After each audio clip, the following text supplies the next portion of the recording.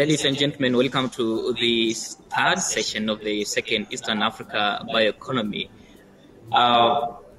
In this particular session, we'll be paying attention to the bioeconomy enterprises in Africa, paying much attention on the products and consumers, and also looking at the lived experiences of people who've set up bio-based products and enterprises in their countries. Now, like I have indicated here, we will also be looking at the supply and demand side of the bioeconomy, looking at the opportunities that are available for the bioeconomy investment on the continent, as well as looking at the consumers' preferences and changing behavior in favor of sustainable products and services. Now, I have my guest here with me. Here is Dr. Rocio Diaz-Chavez, who is the Deputy Director for Research, Energy and Climate Change Program Leader at Stockholm Environment Institute Africa, as well as Senior Fellow at the Center for Environment Policy of Imperial College of London. How good to have you, Dr. Rocio. Thank you very much, Kennedy, and good morning, good afternoon to our participants and our fellow panelists. We will also be joined by Mr. John Bosco Kalisa, who is an economist and the Executive Director and the CEO for East Africa Business Council. This is the apex body of private sector associations and corporate in the East Africa community. Good to have you here, Dr. John Bosco Kalisa. Thank you very much, Kenneth, and good afternoon. And I really look forward to this exciting, interesting discussion on bioeconomy. We are also joined by Mr. Ethiopian Energy, who is the project manager Roundtable on Sustainable Biomaterials Boeing project in Ethiopia. Good to have you here, Mr. Ethiopian Energy. Thank you for having me, Kennedy, and I also would like to welcome all the participants for taking part in this session. Thank you so much. Lastly, we'll be having Mr. Progress Kashandula joining us from Namibia, who is the CEO of Namibia Biomass Industry Group, the Debushing Advisory Service, a division of NB. Good to have you here, Mr. Progress Kashandula. Good day. It's my pleasure to be here and on this exciting platform, and I greet all the participants. Thank you. I am Kennedy Wandera. I'm an international journalist working for the Voice of America in the East Africa region, as well as the current chair for the Foreign Press Association Africa. This is a professional body that brings together all journalists covering Africa for the international media on the continent and in the diaspora. Now, to put this particular conversation, lively conversation, into perspective, I want us to look at this. I want to introduce to you a short video of the insect protein production that will inform our conversation. Thank you.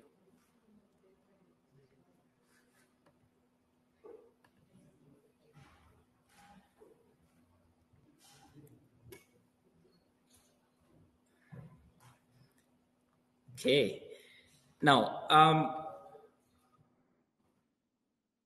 getting back to you, Dr. Rocio Diaz-Chavez. I know this is a lively conversation that we are having, and for those who are following this conversation, we are using on Twitter, we're using the hashtag the second East Africa Bioeconomy Conference. So you can send there your comments. We will sample some of them, as well as those who are joining us virtually on the floor. You can send in your comments or contributions. We'll read some of them. Now, it is a lively session that I will want all of us to respectfully ask your questions, and we'll be sending your questions to our panelists here. Now, Dr. Rocio, coming to you, you must be aware for now that with the COVID-19 that has just come and it's really creating havoc on the continent, there is increased need for the bioeconomy, bio-based enterprises in our societies, right?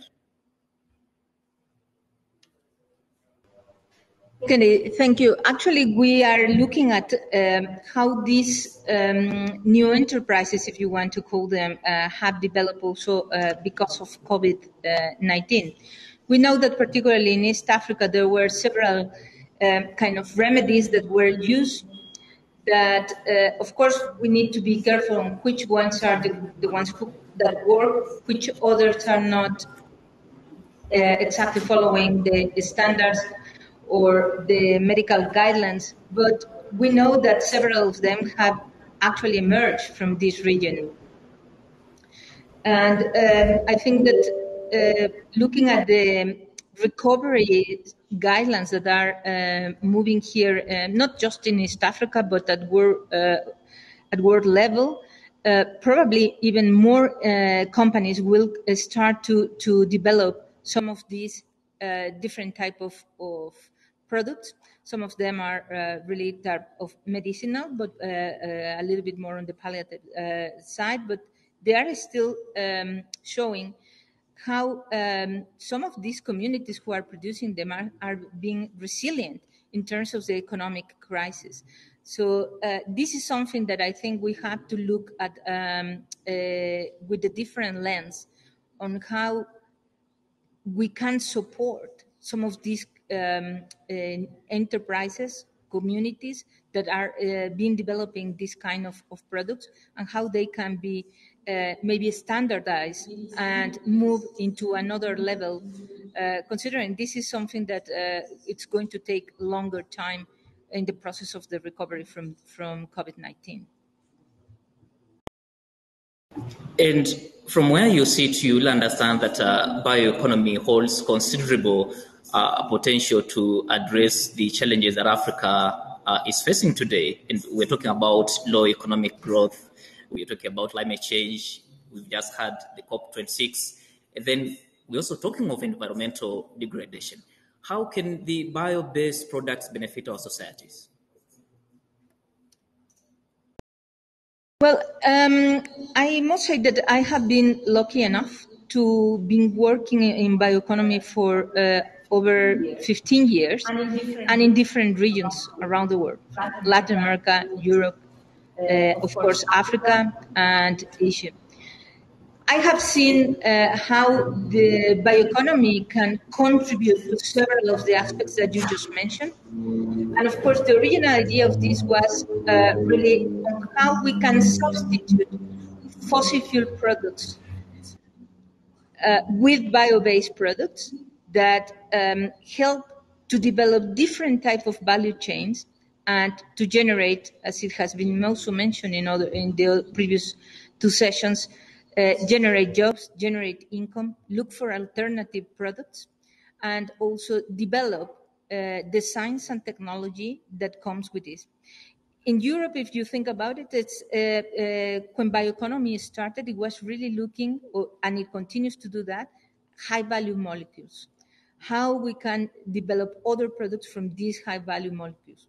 But in general, in the global south, this is not really one of the biggest tendencies, but how to look at added value products and how we can improve the current value chains and how we can develop new value chains.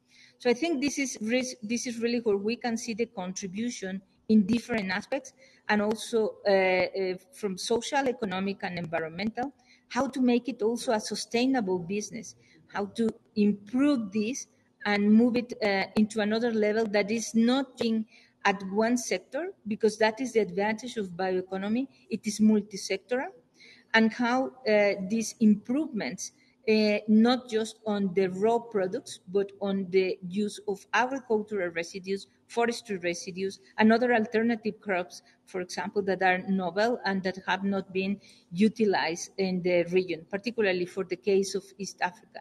So we know there are several of these aspects that can be improved. We have been working in collaboration with Bioinnovate and also with our institute, the Stockholm Environment Institute, for a long time on this. I think it is also important to mention that we are actually working on a report to demonstrate how is the bioeconomy status in the region, because it is also nothing that it is starting from zero.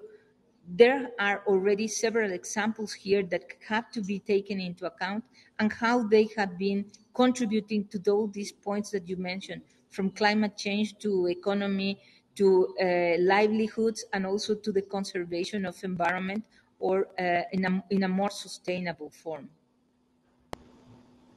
Thank you so much, Dr. Rocio. Now, coming to you, Mr. John Bosco Kalisa, I know you've not stayed so long in your position currently, but as an economist at the apex body of the private sector associations and the corporates in the East Africa community, we are talking of the bio-based making it to the market in the Eastern Africa region. How can this bioeconomy open great opportunities for economic growth, job creation, as well as enhancing competitiveness in the region? Yeah, thank you, Kennedy. Again, allow me to appreciate Bioinnovator and the organizers, especially the ESC Secretariat. I would say that this is exciting. Maybe before I dive into the question on competitiveness and how we use bioeconomy in building resilience, building back better, and improve competitiveness. When you know before the COVID 2019, the fastest growing economies, out of 10 in the world, the 3 were coming from East Africa. That is Rwanda, Ethiopia, and Tanzania. And what really fueled or propelled that growth was the innovation and adding value in our agriculture. Because as you know, Kenneth, and the viewer, that this region is rich in all agriculture related products. It is rich in mineral resources, and of recent discovery of oil and gas, and also methane gas across our region, it provides ample opportunities to drive the growth, to build the resilience. Again, when you look at the impact of COVID, the reason why the region was able to withstand or mitigate the impact of COVID, it is through this bioeconomy. Because when you look at the structure of our economy, agriculture accounts for almost 33% of our GDP and employs majority of our people. So having said that, it is really the bioeconomy, bioproducts plays a critical role in terms of poverty reduction, in terms of igniting the growth, in terms of improving our livelihood. When you look at the structure again of our economy, the producers, smallholder farmers, and I witnessed it during the COVID that these smallholder farmers were able to produce during the COVID because of the disruption caused by the COVID. The smallholder farmers will continue to produce the food that was required in both rural areas and urban areas.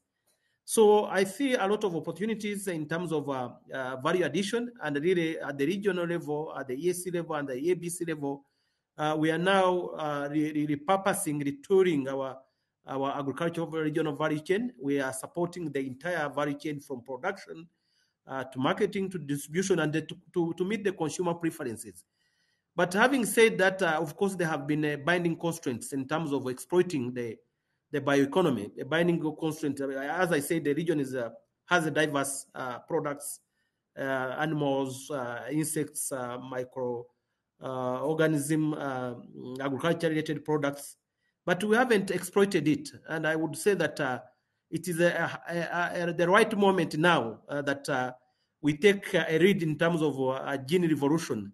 The ESC is at the forefront in terms of ensuring that we drive the gene. We missed the green economy revolution, but we should not miss. This is an opportunity in terms of our using the bio products, bio innovation in terms of driving our growth. As I mentioned, there's still a number of challenges that inhibits the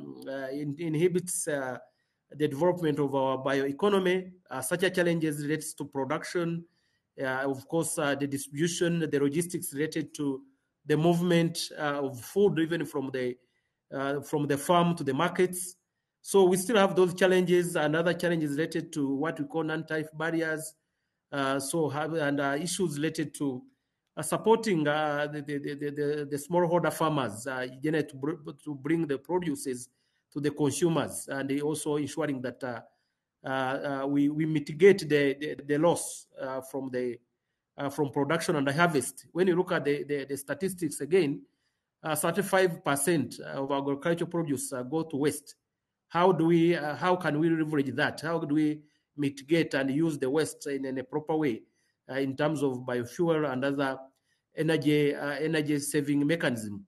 I think this brings this discussion that while we are trying to talk about bioeconomy, we need also to ensure that we bring on board the private sector because the private sector would be able to add value in all these different products and the different activities related to bioeconomy. So having said that, I wanted also to share with you that it is important that when you look at the United Nations report on the population growth in Africa, it is estimated that by 2030 we are reaching at will be reaching at 1.6 billion people, and out of that, 700 or 60% will be in the urban area. So it is important that we address those issues in terms of looking at how best do we use our bioeconomy to resolve and address the issues of population growth. And the population growth has an impact on poverty issues, has an impact on inequality, has an impact on job creation. So we need to align our bioeconomy initiative in terms of poverty reduction, in terms of job creation. And that's what we are doing from the EAC region and from EABC side to really retool and refocus our regional value chain in order to create the right employment for our young and growing population in the region. So I think maybe Kenneth, that is just to give you a snapshot of where we are. But it is exciting that at the EAC level, at the ABC level, we have a strategy, a regional strategy on how best we can use bioeconomy and bioproducts in terms of enhancing our competitiveness. So we've already identified the value chain that will drive that. But what is required again is to sensitize our business community, private sector, government to work together, and other development partners to work together in order to achieve a win-win situation.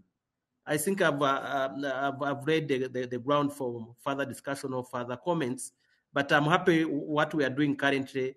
Again, we've had a number of supporters in terms of looking at our natural capital within the region and how we can upscale that. And talking of strategy that you are developing at the East Africa community, currently you've talked of non-tariff barriers, and we've seen countries actually restraining each other from having their products in their own countries. Now, we are talking about market access here. If we have young people who are coming up with bio-based products, a lot of innovations, but they can't access markets in the East Africa region, what kind of strategies do you think you will be putting in place to ensure that this works for everybody? Thank you very much, Kenneth, for raising that. And I think that's my call, my urgent call now. Even I've been yesterday we had a URID summit, if you followed, with our champion presidents making remarks. But we realize that the most enterprising young people are from East Africa. Generally, out of 10 that graduate, 7 start their own business. And they highlighted a number of barriers, including how they can move their produce from, and a number of them have already cited agriculture being one of the potential area where they are doing innovation, where they are generating livelihood, where are able to generate income for their education. Even those who are doing masters and PhD, they say no, there is a lot of opportunity in agriculture, but we've had a number of barriers. One of the barriers is that non-tariff barriers. Like of recent, the maize from Tanzania could not go to Kenya, or milk from Uganda could not cross to Kenya.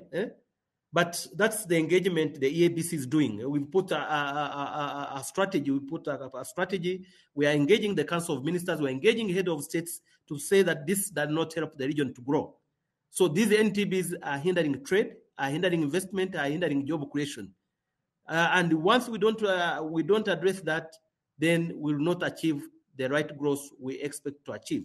But I'm happy that the head of state, there is that political will, political momentum, and the engagement, what I would call symbiotic relationship between the government and the private sector is robust at the EAC level. And that's why we are given, as EABC, we are given opportunity to sit in the Council of Ministers and also sit in the Head of State Summit and raise those issues. So when you look at the 10 issues that I'm putting across in terms of building back, in terms of recovery, that the issues of allowing regional value chain to move across borders with minimal or no barriers need to be addressed. The second issue I'm putting across is the issue of standard harmonization and what we call sanitary and phytosanitary measures. The third is open sky. That is open sky policy. We cannot rely on one mode of transport. We need to use our airlines. We need to use our airlines that are cost effective. The fourth one that is very critical is also allowing people to move across the borders. The young people need to move and do business, use their skills, use their innovation. And the last one, which is very critical that we've been discussing, is this what we call common external tariff. And agreeing on one rate that supports industrialization at the region. Currently, there are discussions on either 35 or 30 or 30. It doesn't make sense. If we want to build a strong industrial base in our region, our CET should be, the maximum rate should be 35, so that we allow the infant industry to grow and thrive in this competitive environment. So those are some of the areas I'm pushing, Kenneth, and EABCs at the front line, and we're engaging all the policy makers to address those incompetence bureaucracies that hinders our region to address or to have a dent on poverty. Thank you so much, Mr. John Bosco Kalisa. Now, coming to you, Mr. Progress Kashandula, you're joining us from Namibia. Young people are listening to you, young people are watching you, and they want somebody to really motivate them to have bio-based. Having worked and being the CEO of Namibia Biomass Industry Group, NBIG, and then the Debushing Advisory Service, what is NBIG, and in which ways does this particular venture contribute to the development of bioeconomy in Namibia? Thank you, Kennedy, and greetings again to everyone. Allow me to tackle your answer first by reflecting how important our agriculture sector is in Namibia. It's actually one of the most important sector, mainly in livestock, beef export. Namibia is known best for our good beef, crops, and definitely other value chain.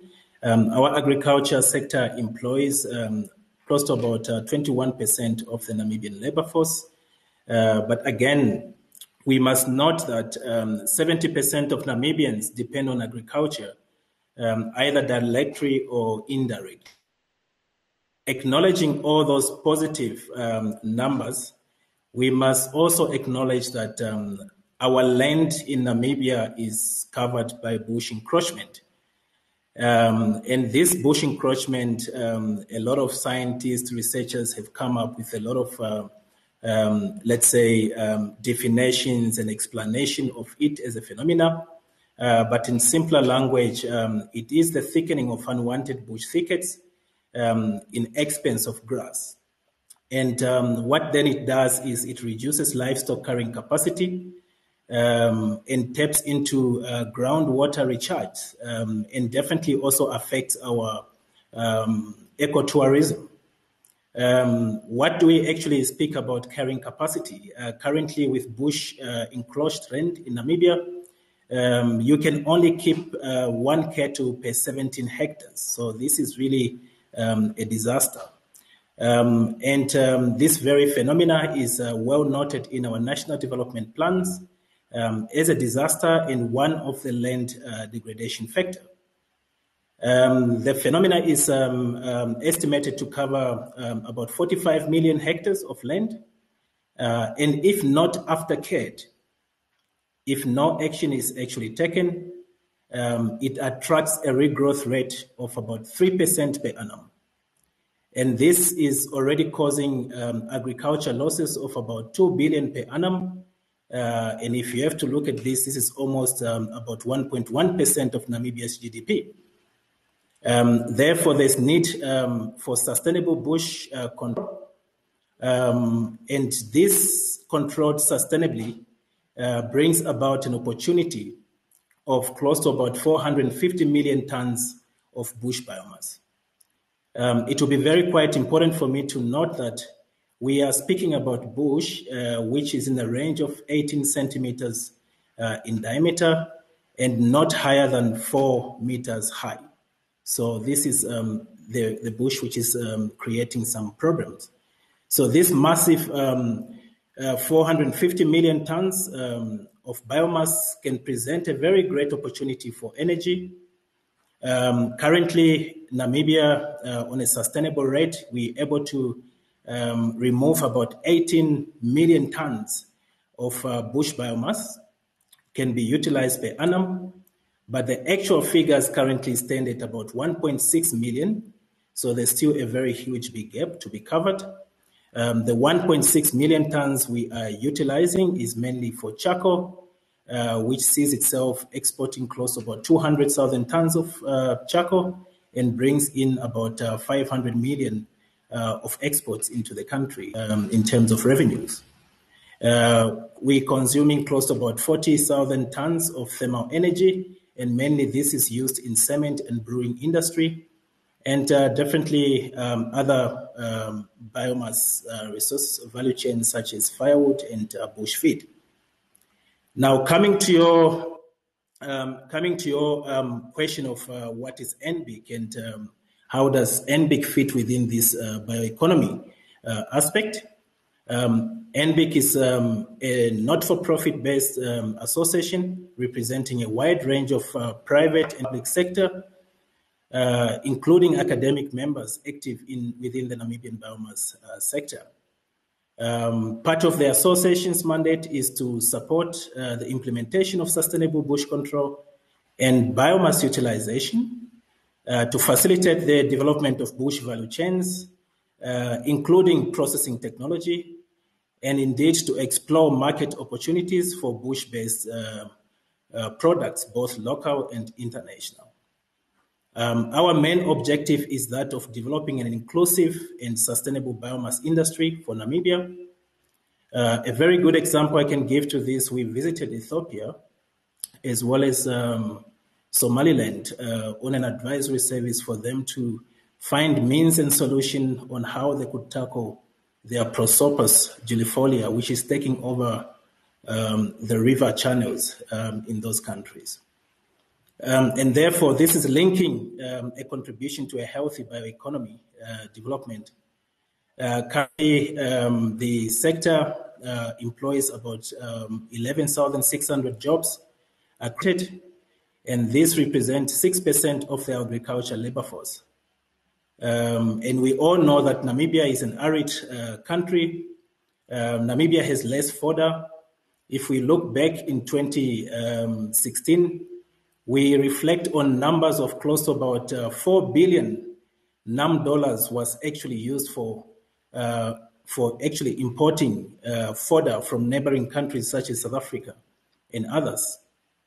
But currently, research has proven that successes in utilizing bush biomass as a roughage for fodder is actually feasible. We look back in 2018, 2019, when we had severe droughts in Namibia.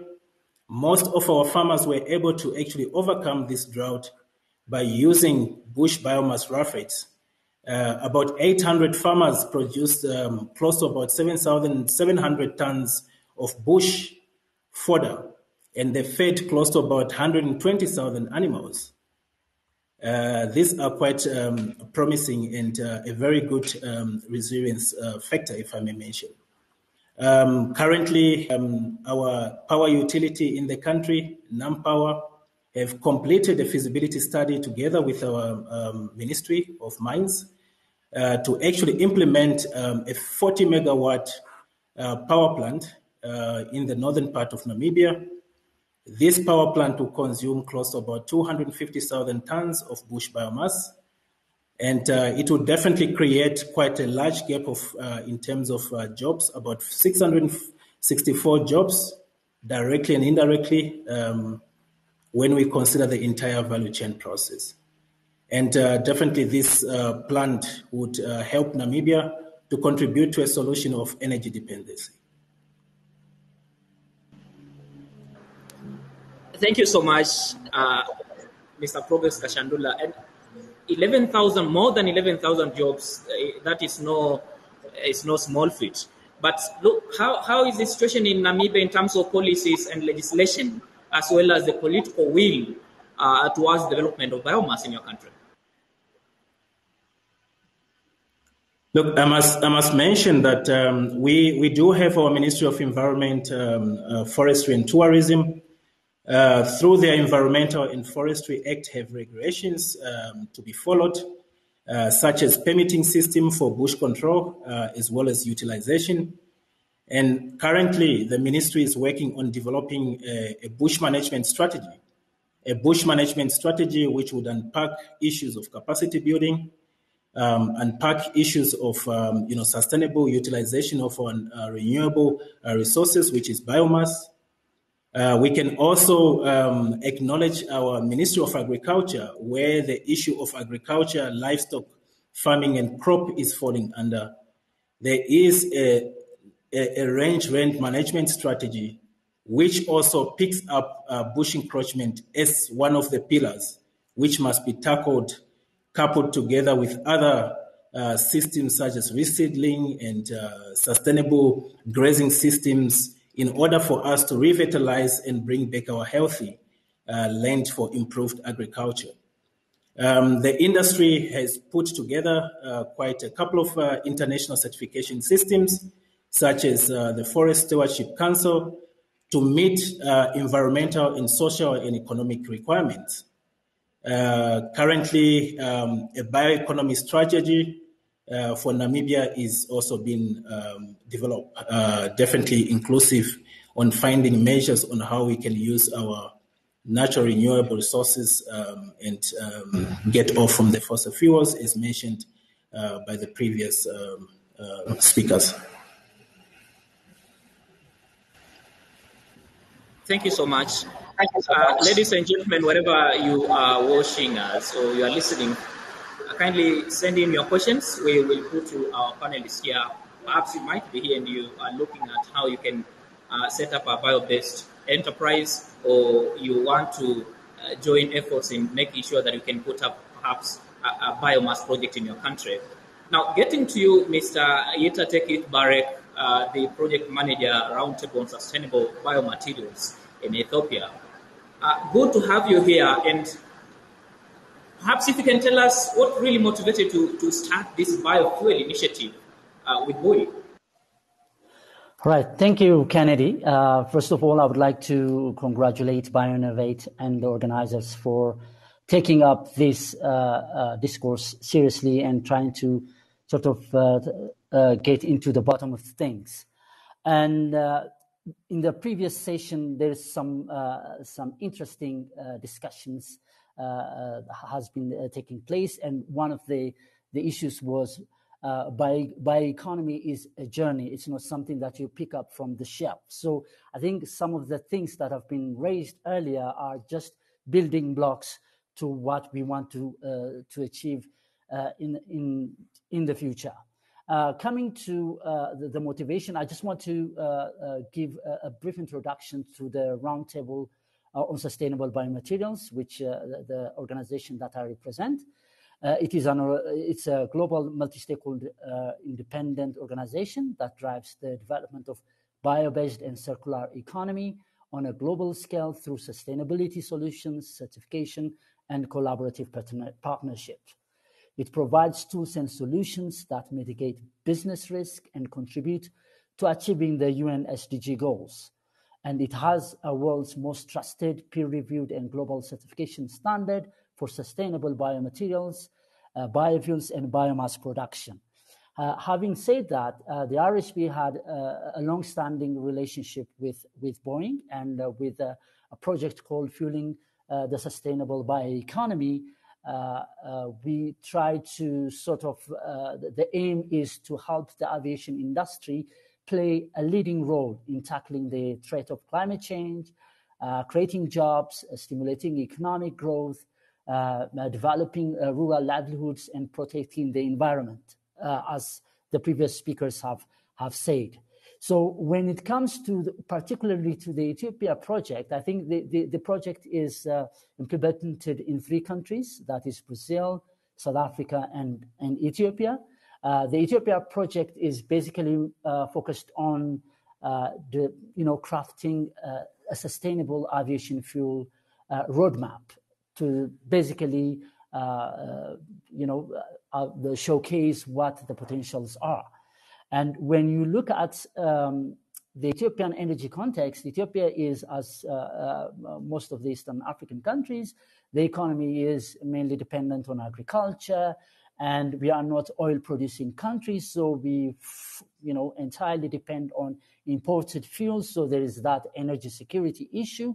So this is something that we need to address. So biofuel is one of the alternatives, and recent research has shown most of the Eastern African countries they have favorable environment for biofuel production, and Ethiopia ranks one of the highest in terms of for potential biofuels. So these are the main driving forces why we try to come up with a project to sort of work on the sustainable aviation fuel, or rather biofuel roadmap. And as you probably know, that Ethiopian Airlines is one of the formidable aviation industry in Africa, and it's planning to expand its operations and plans to be the hub for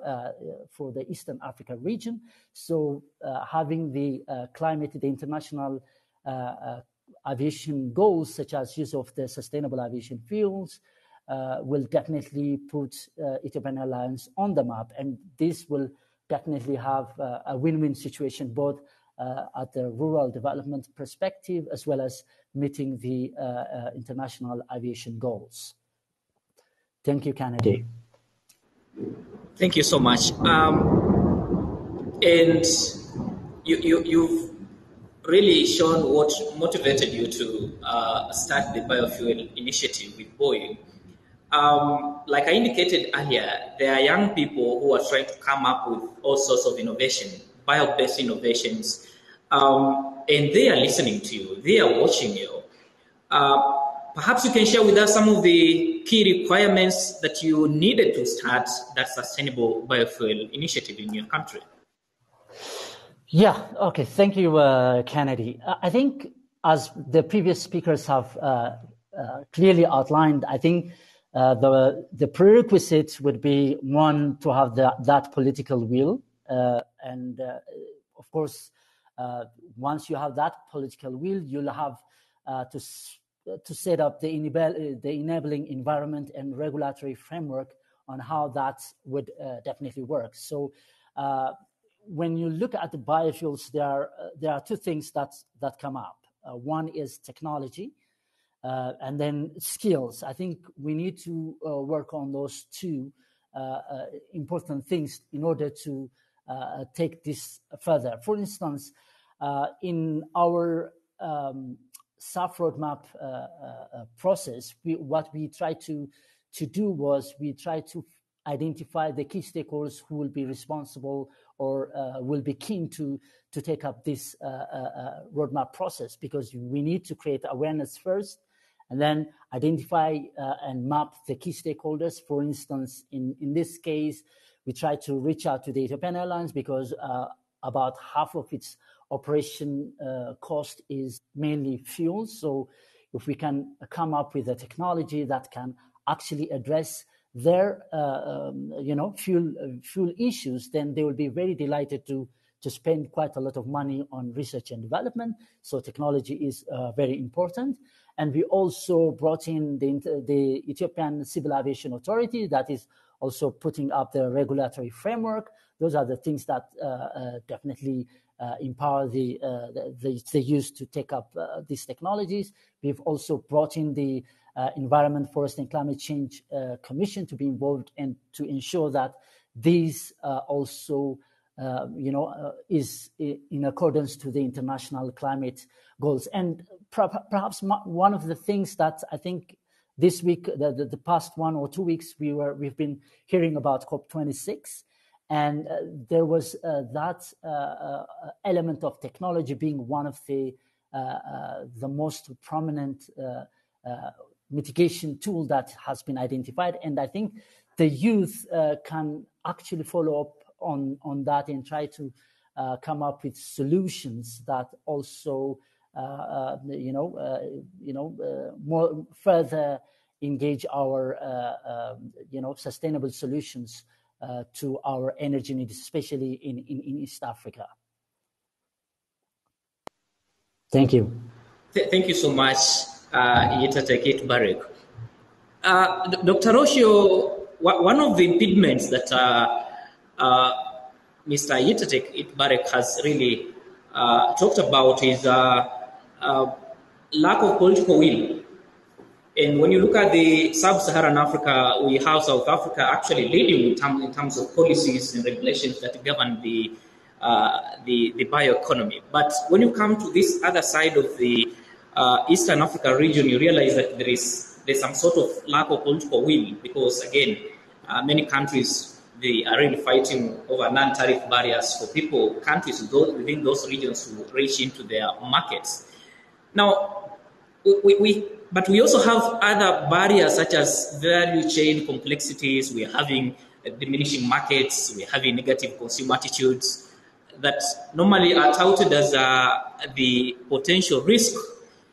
So how can consumers' preferences changing in favor of sustainable bio-based products and services, not only in the Eastern African region and not only in Sub-Saharan Africa, but on the whole continent?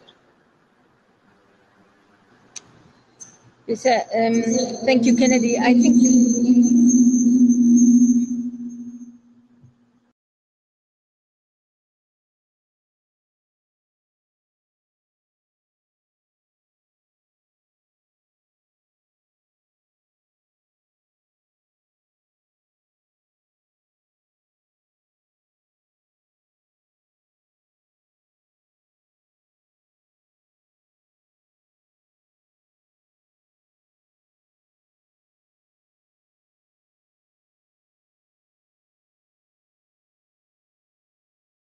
it started to move into bioeconomy in different forms. And we have seen how this has evolved from the policy side to actually, as you said, from the consumer side. So now the public, let's say in Europe, they are demanding some other type of products with different characteristics, with different standards as well. So I think that this is going to evolve also in Africa, particularly in East Africa, but it will still take some time. And one point that it is important to mention is exactly what, for example, the Roundtable on Sustainable Biomaterials, which first number was, as Yitatek may confirm, it was, Orina, it was the Roundtable on Sustainable Biofuels. And that this demonstrates exactly how it evolved from biofuels to other type of biomaterials. It's exactly on how you set the standards for the market. A standard does not necessarily mean it's going to be sustainable, but it will contribute to that. And it will contribute to set up which kind of products you want to set up for the market. And this is what the public is going to start demanding. But not public. I think the sustainable consumption and production, which is actually one SDG, is SDG 12, it's looking for. It's how we change these forms of production, but also our views as consumers, what we want to demand from the industry and from the products we acquire. This, of course, has some cultural issues, some aspects that have to be considered at a national level, but also at regional level. And this will probably be one of the big changes we will see in the future, particularly as you were mentioning before on the youth, because are the generations that are going to be demanding different type of products that are in agreement with what overall worldwide agreements we have. But again, this is going to take some time, and it will be different from one region to another, because I think that in general bioresources are contextual, and because of this contextuality, you also have social and cultural issues that are contextual. But definitely, it is something that can be changed. It is nothing that it is forever. I mean, they can change. They are dynamic. So this is what the market has to be looking, and the companies have to be looking at when they produce, let's say, different type of products that are also looking at. I just want to mention quickly with this some data about that. For the example of Namibia was mentioned. I mean, just in Europe, around bioeconomy produces around 2 trillion euros per year. That is something very significant. And if you think that it also produces around, or that the bioeconomy employs around 22 million people per year, I mean, this is something that we can consider for the case of East Africa and other regions in Africa, on how this can be moved. But of course, we have to couple the policies with the market and with the population. Otherwise, I don't see how we can really make that change. There has to be this issue on how we couple them. And when I say market, I refer also to the private sector. They have to be coupled. But also think about it. In the past, standards were seen like not very sensitive in terms of the communities. We had many examples in regarding biofuels in East Africa. There were changes in the policies, but this is again something that can change, because all of this is really dynamic.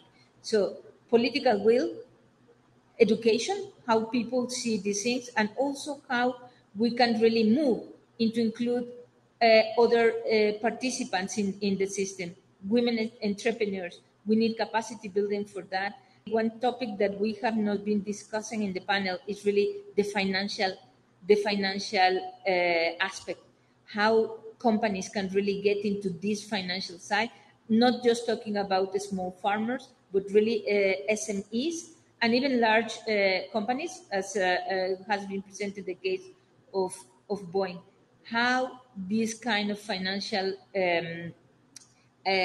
systems can be accessible to all this, and how we can improve capacity building in the region so that others can also enter and produce more and better. So much, Dr. Rocio. And when you're talking about capacity building, I know it espouses a lot of things here.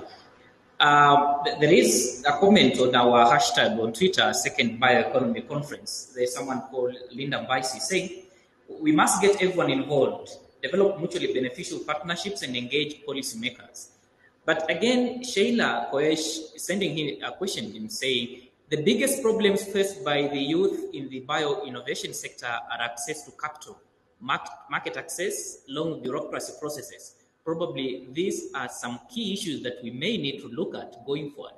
Now, Dr. Rocio, in your expert view, when we are framing, we are coming up with that policy, or we are coming up with that regulation that really is going to regulate bioeconomy enterprises market.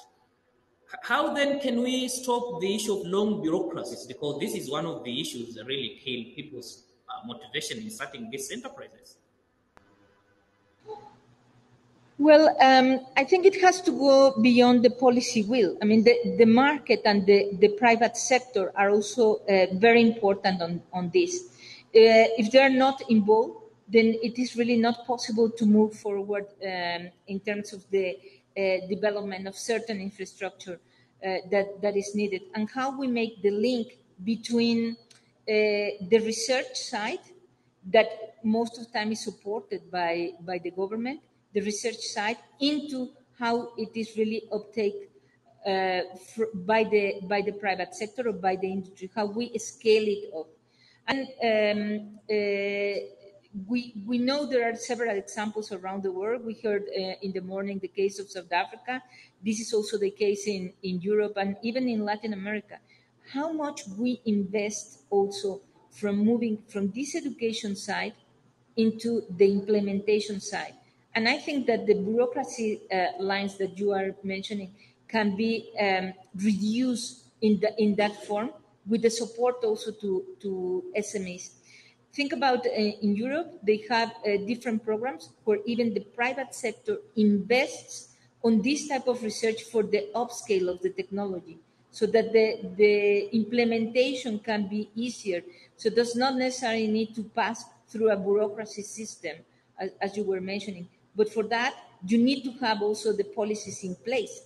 Otherwise, it is not really possible, again, to make this link across them. And we have seen that also in some cases in South Africa and even in other parts where of the world where this let's say use of the technology and the resources that are there can really mobilize the industrial side. And with this, it's also the part of the where the youth can enter. What it isn't really necessary is to see the financial mechanisms that can support these young people into moving, for example, to SMEs and avoid, as you mentioned, this bureaucracy. That is really one of the things that we have observed that it's not happening in various areas here, in particularly in East Africa. We have examples from the bioenergy sector. It is really difficult for many SMEs to access these financial resources because simply they don't know how to. So that's what I was referring also to the capacity building in that sense, so that they can know how to mobilize the funds without really needing to look for specific grants or loans, but really looking more into the investment into the private sector. Thank you so much, Dr. Rocio Chavez. Coming to you, Mr. John Bosco, I told you are in the hot seat here because there are questions that really are coming in and relating to the market access, relating to the capital. There is a question here from Dr. Eva, and is one of the questions actually I had posed to you, Dr. Eva, and says, we have heard that the private sector in the African SMEs working on bio-based product development are crucial for modern bioeconomy to develop in Africa. From your perspective, what are the most important challenges for these SMEs to grow, expand, and accelerate their production? We are talking about enabling environments. How can governments in Africa best support these SMEs? What are most important and should be done first? Yeah, thank you very much again, Kennedy, and I really want to thank Dr. Eva for raising that question. When you look at the structure of our economies, 80% of our business or our companies, they fall under the category of small, medium, and micro enterprises. So those are very critical in terms of job creation. They are very critical in terms of the poverty reduction and income. So, of course, one, I would say that the political will is there, very, very strong, and a commitment from our head of state and government. But again, we've been having a number of challenges. One was the access of finance. The finance is there, but it's not accessible because the interest rate is very high. When you look at the general across the ESC, in average, it's around 15%. That is at a very high level, and that's why we are saying that the region has innovative products, bioproducts. We have a very dynamic SMEs ready to work, but they are constrained in terms of access to finance, especially long-term finance and affordable finance. So what we are doing of the recent, and I've been engaging the Afri-Exim Bank. Generally, most of our banks here, the traditional bank, they don't lend to SMEs because they require a high collateral security. And beyond the security, they don't give grace periods for these SMEs to innovate, thrive in their business. We always say that the startup, they don't celebrate their second birthday because the banks, our banking sector, are not, they fold them, they liquidate their business. That's why they are not surviving. So one of the solution we are doing is we are engaging the development banks, like Afri-Exim Bank is coming on call. Recently, I was in Uganda. I spoke to East African development banks. They're on call, and I raised some of those challenges and say these are bankable products. They are bankable, viable products, byproducts, and other products. But the challenge they have is access to finance. How do we structure that? How do we de-risk their business if they don't have collateral? So I think that is the kind of partnership, I would say that is the kind of partnership that we need to reignite as the region. How do we bring back, how do we bring on board the development financial institution? How do we leverage diaspora systems and remittances in terms of having affordable access to finance? That is one. The second one that is very critical has been information. And that's where this seat, as you said, it's a hot seat for me. The SMEs, one of the challenges they have is the information, business information, consumer preferences, consumer needs. There is an asymmetry in terms of what the generally during COVID, some of the areas had a surplus, others had deficit, but there was that disconnect in terms of information, business information. So I think that's where we need to deepen in terms of training, capacity building, and have a kind of a portal, a trade information portal for SMEs to access the right information. That also brings another issue of capacity about our SMEs. Again, some of our SMEs need to be educated, need to be trained in terms of bookkeeping, in terms of understanding the business dynamism. So those are some of the challenges, but I would say that, again, the region is well endowed in terms of the bio innovation, bioproducts, but we can work together through that partnership. The strategies are there, the policy commitment is there, the political will is there, but that disconnect in terms of bringing them together into a kind of partnership and dialogue is very, very critical. And I'm happy that Bioinnovator are eager to work with us. Lastly, that's one of the challenges that the region has been facing. When you look at our scientists, those scientists, what they are doing really has not been responding to the needs of the market. They haven't commercialized. That is also a big challenge. They haven't commercialized their innovation. Their knowledge, it has not trickled down. It has not trickled down to benefit the SMEs. So I think yesterday the former president of Tanzania said that the knowledge without practice is empty, but also practice without knowledge is blind. So we need to see that the theory has to be commercialized, has to trickle down to make a meaningful impact on it. So we are bringing together the academia and industry to close that gap, to address that gap between what the scientists, the bioinnovators are doing and what the market requires. So that disconnect, that's what EABC is doing, and I'm happy that we are working with USAID and they are keen to work with us in terms of bridging a knowledge gap and the GIZ. So that is in brief what we are doing.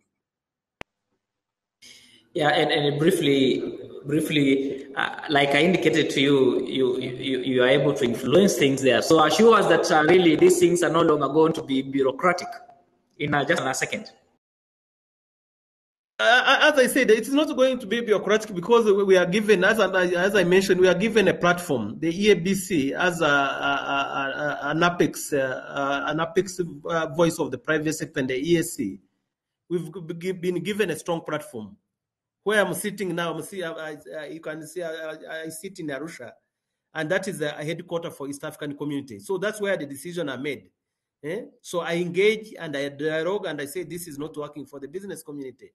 And they are listening. That's why I'm saying the political will is there and the commitment. But also on our side, maybe as organization, we haven't elevated our advocacy agenda. And that's what I'm saying that when you look at recent some of the NTBs, generally within 3 months, we addressed the NTBs around Kenya and Tanzania. And Tanzania, once we addressed the issues on maize, the export of maize grew by 6-fold, just within 3 months. So I think that what it requires is not about political will, but raise awareness, shout, make noise. Our leaders are ready to open the.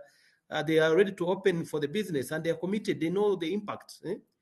They know the impact of trading across borders. And it's very clear. Yeah, and that's why even when we are within our platform, SME platform, we say, what can we do? This is impacting the private sector. But that has to be backed by the research, by evidence. We need to demonstrate that. And I thought it comes back to capacity building. So we need the private sector need also to be well organized in terms of evidence-based research. And so this is what is happening in South Africa, what has been happening in South Asia. It has to be replicated in the EAC. And I really appreciate what Dr. Rock said. In South Africa, it has been working, but the work has been through the engagement, through the dialogue, and understanding the benefits of the sector, of the economy, what is the driving that. So those platforms are there in the EAC, but we are trying to reorganize them and realign them to the benefits of the bio innovation and the bioproducts. Thank you so much, Mr. George Bosco Kalisa. Coming to you, Mr. Progress Kashandula, we are at the tail end of our conversation. So we are talking about market access, we are talking about lack of capital, but in your own way, you set up and big, and like you indicated, it's really contributing to the bioeconomy development in Namibia. What options are available for the poor who cannot change to alternative forms of energy?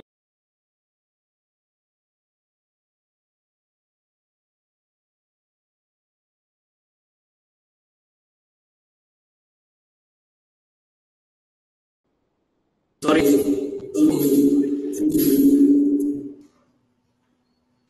Mr. Progress, I'm sure you didn't get what I... Yes, I'd lost you for a while. Okay. Very well. Coming to you, people are talking of market access and they're talking of lack of capital and bureaucratic processes to enable them to set up bio-based enterprises in their own countries. But you are able to set up and big, and you're saying in large ways, significantly, is really contributing to the economy of Namibia. So what options are available for the poor who cannot change to alternative forms of energy because of lack of capital and least able to adapt to the increasing scarcity and the rising cost of the available energy resources on the continent? Thank you, Kennedy.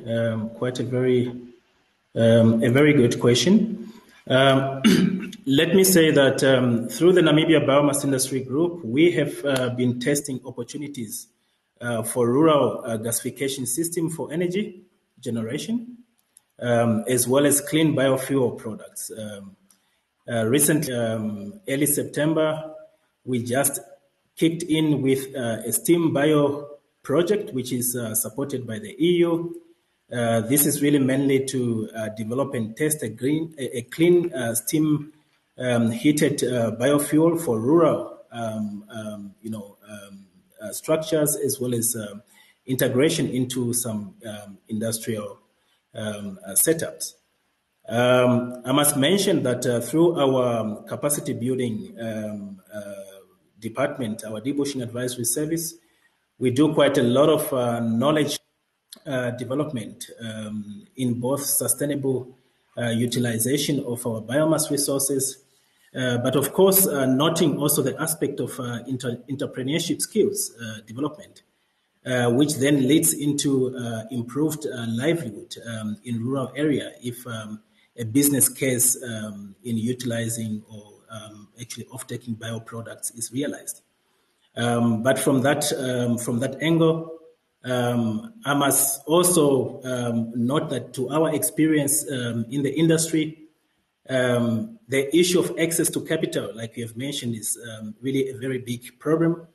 And what we have noted is that strengthening and developing off-take markets for these bioproducts, either local or international, would definitely attract supply agreements. And these supply agreements are able to be used to be demonstrated to the financiers that there is definitely a viable business case in place. And we have been engaging with different financial institutions, our commercial bank, our agriculture banks, to actually enable the development of bush-based products, financial products. And recently this has been working quite very well. We have gone as far as currently we are developing a biomass catalytic fund. I think I had other speakers speaking about the issues of collateral, the issues of on contribution towards a loan product. This is what we looked at, and we developed now a biomass catalytic fund, which is on the fundraising stage at the moment. This would actually help the SMEs and the youth who wants to enter into biomass projects to actually receive their own contribution this very fund. So this becomes a bit of a measure which the industry is implementing to actually balance the concerns and aspect of access to collateral and as well as access to your own funding contribution to the entire loan which you need from the finances. So from that angle, we engage quite a large number of SMEs in trainings. We engage quite a large number of youth in academia. We run a very strong capacity building platform which attracts new graduates from universities to see the potential of business within this very growing sector in Namibia. I would like to also note, apart from the energy perspective, we have made quite a couple of research. We have now worked together with our University of Science and Technology. A bush value chain biochar has been realized. And this biochar is definitely to be used for soil improvement. We have done quite a couple of piloting in communal and commercial lands. And this would see itself substituting the usage of chemical fertilizer, for example. Namibia is known, as I've mentioned earlier, it's an arid country. We don't have very good rain across the entire country. If we want to improve our agriculture system, there's need to utilize our waters efficiently. And biochar is very good known to water warding capacity. So these are some of the solutions we are creating for rural areas. We are organizing even cooperatives structure for them to tap into, organized groups which would do bush control which would then contribute towards restored land which would link to increase productivity of agriculture land in communal or rural areas, and that at the same time develop bioproducts from the residues which comes from the bush and create a market for it. The revenue which is generated from there is reinvested back into social funds of these communities, and some shares definitely to individual people of the community who have been involved onto the project. In that line, we are contributing to improved rural livelihood. Thank you so much, Mr. Progreska Shandula. Lastly, and I want you to make your last remarks, Mr. Ethiopian Energy, on the constraints that we need to overcome to ensure that the project like the biofuel you've set up in your country works, just in less than 20 seconds. Yeah, all right. Thank you, Kennedy. I think most of it has been said. The constraints are capacity, skill power, finances. I think financial institutions should be need to be given an awareness on how best they can give SMEs a better, finances to start up. Offtake agreements are some of the constraints that we see in such kind of the investment. And of course, when it comes to biofuel, the competition with food is also one constraint, because the land we are not food secure, so there's a competition for energy crops and food. So those are the main constraints. In terms of opportunities, I think the global perspective towards moving to the circular and bioeconomy is one good opportunity. As a producers, we have a better opportunity in that regard.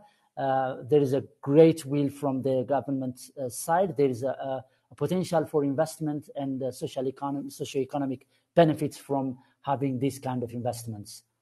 Thank you, Kennedy.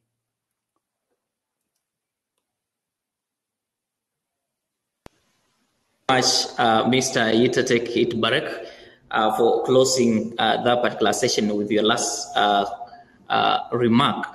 And then that brings us to the end of this particular session. We thank you so much for sending in your questions and being part and parcel of this conversation. Now, like I indicated earlier, we continue the conversation even outside this particular session. We are using the hashtag second Eastern Africa Bioeconomy Conference. You can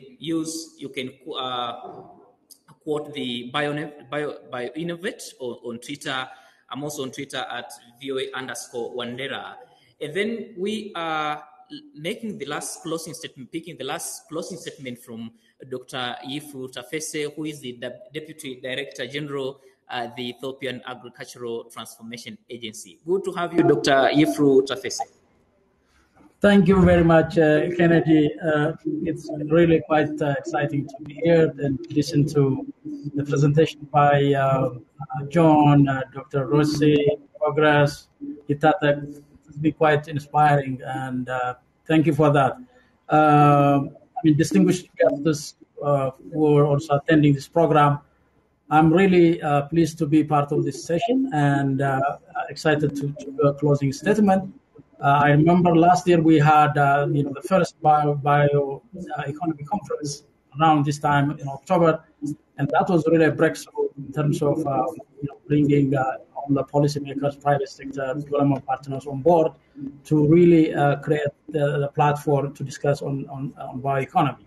Second round of discussion this time also is really indeed quite inspiring for many of us, particularly this part of the discussion where society and strategy have to come together, industry and the society have to come together to really make strong linkage to realize the bioeconomy development in East Africa and in Africa in general. I know, East African countries have been working on and developing their bioeconomy strategies sometimes last year. I believe a set of priorities and intervention have been developed and ready for implementation. Now, as you know, bioeconomy is really an important initiative that is sustainable knowledge-based economy through employing biological sciences to address national, regional, and global challenges. East Africa, endowed with diverse agroecologies and huge natural resources, has a huge potential to be tapped through adopting a robust bioeconomy development policy and strategies. Such bio-based resources creates investment opportunities for the private sector to advance, the development of, industries and create jobs for the youth. However, the government should really have appropriate regulatory framework, develop investment support packages in order to attract and support the bioeconomy enterprises, producers, consumers at large. Demand creation should be made by both enterprises, NGOs, and governments to enhance consumer awareness, influence their buying behaviors, and shape their consumption habits towards bio-based products. As John mentioned earlier, particularly, the bioeconomy strategy cannot be realized in isolation. We need to take into account the national and regional and global directions that we should follow. Particularly in our continent, the booming population growth, unless we really factor in this kind of challenges, it's quite difficult to realize such kind of innovation. I thank you very much really for giving me the opportunity to do this the closing remark. And I take the opportunity to express my appreciation to you guys and to the presenters and to Bioinnovate team, the ECPL leadership, and all its partners who have made this event a reality. Thank you very much. Thank you so much, Dr. Ifru, for that particular comment. And like I indicated, we come to the end of our session. And special thanks go to Mr. Progress Kashandula in Namibia, Mr. Yita Tekit Barak in Ethiopia, Dr. Rosho Chavez Diaz, and Mr. John Bosco Kalisa for finding time and being part of this particular conversation. Let's take this conversation now online so that we can continue shaping the perspective on the Bioeconomy Conference. Thank you so much and have a lovely afternoon wherever you are.